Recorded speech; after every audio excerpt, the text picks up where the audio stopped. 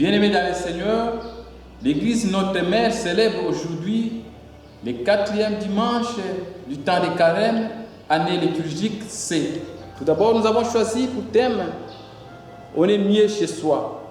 Dans la première lecture, on trouve le peuple d'Israël qui est chez soi, qui est dans la terre promise. Le peuple d'Israël n'est plus nomade, il est maintenant sédentaire, il cultive.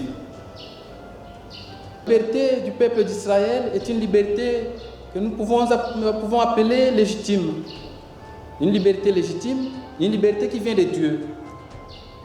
Comme résultat, il va suivre la loi. Content, il cultive, il mange le fruit de sa sueur. Contrairement à la liberté de l'évangile du fils cadet, dont nous parle Saint Luc, chapitre 15, versets 1 à 3 et versets 11 à 31. Le fils cadet demande l'héritage, sa part d'héritage à son père. Une liberté voulue par l'homme, une liberté égoïste, une autonomie pour suivre sa propre loi et non la loi du Seigneur.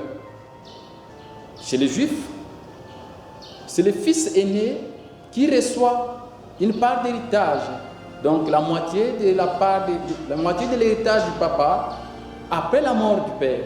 Nous sommes surpris de voir que c'est le cadet plutôt qui demande la part d'héritage. Le résultat, c'est-à-dire que le cadet n'a pas suivi les normes. Et le résultat est catastrophique. Il arrive jusqu'à manger la nourriture que devraient manger les porcs.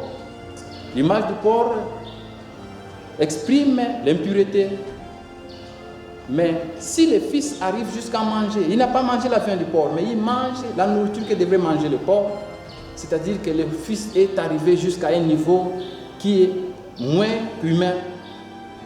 Et résultat, il est contrit. Il n'a plus d'orgueil. L'orgueil est fini. Il n'a plus d'orgueil. Maintenant, il est contrit. Le temps de carême était un temps de contrition, un temps de pardon. Nous devons chercher à demander pardon, à rentrer chez le Père. Il dit en lui-même, on est mieux chez soi. Et il prend la route, il rentre vers son Père pour demander pardon à son papa. Saint Paul nous dira à la seconde lecture que Dieu ne compte pas nos péchés. Il veut nous réconcilier avec lui par le Christ. C'est cette démarche que le Fils a fait parce que le cœur de Dieu est ouvert. Un cœur de pardon, un cœur de miséricorde. Il va dire plus tard, dans Luc chapitre 15, verset 10, « Joie pour les anges de Dieu quand un pécheur revient au Seigneur. » Ce cadet est revenu, est allé vers son père pour demander pardon, et c'est une joie. Il manifeste cette joie. La joie ne s'exprime pas seulement au niveau des lèvres, mais la joie se manifeste dans le concret. Nous trouvons que le papa a organisé une fête somptueuse. Il a organisé un repas somptueux. Il veut que tout le monde soit dans la joie.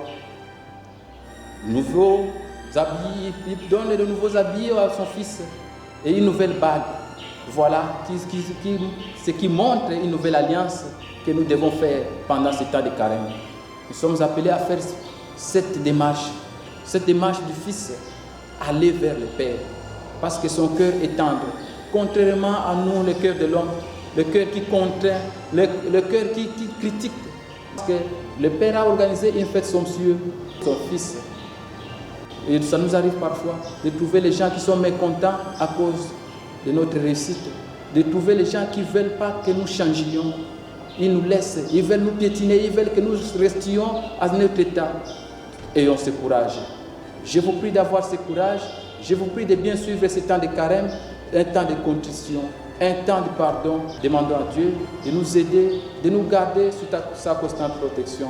Que le Seigneur, dans son amour indéfini et infini, un amour plein de miséricorde, vous garde et vous bénisse, lui qui est Père, Fils et Saint-Esprit. Amen. Bon dimanche à tous.